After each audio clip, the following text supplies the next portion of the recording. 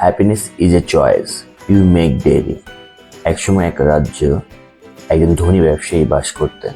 তার বিশাল বাড়ি, দামি গাড়ি, প্রচুর সম্পদ ছিল, কিন্তু মনে ছিল এক ধরনের অশান্তি। তিনি সবসময় দুশ্চিন্তাগ্রস্ত থাকতেন। আরও কিভাবে ধনী হওয়া যায়, কিভাবে প্রতিদ্বন্দ্বীদের হারানো যায়। একদিন তিনি এক বৃদ্ধ সাধুর কথা শুনলেন, যিনি পাহাড়ের উপর একটি ছোট কুটিরে থাকতেন এবং সবসময় হাসি মুখে জীবন কাটাতেন।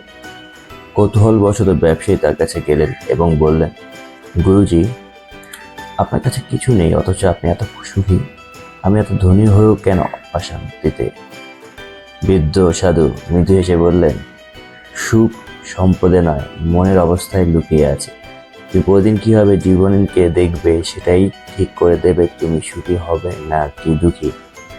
ব্যবসায়ী কিছু বুঝতে পারলেন না। তখন সাধু তাকে একটি ছোট কাপ হাতে দিলেন এবং বললেন, এটি নিয়ে রাজ্যের চারপাশে ঘুরে এসো, তবে সাবধান, যদি এক ফোঁটাও পড়ে যায় তাহলে তুমি বড় বিপদে পড়বে।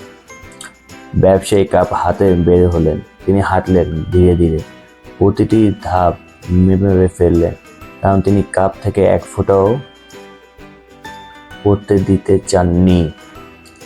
যখন তিনি ফিরে এলেন, সাধু জিজ্ঞেস করলেন, এই যাত্রায় তুমি কি দেখলে? ব্যবসায়ী বললেন, কিছুই দেখিনি।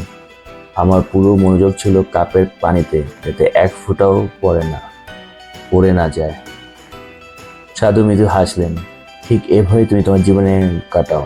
তুমি শুধু টাকার চিন্তায় ব্যস্ত, জীবনের সৌন্দর্য দেখার সুযোগ পাওনি। সুখ তোমার সামনে ছিল, কিন্তু তুমি তাকে কখনো দেখোনি।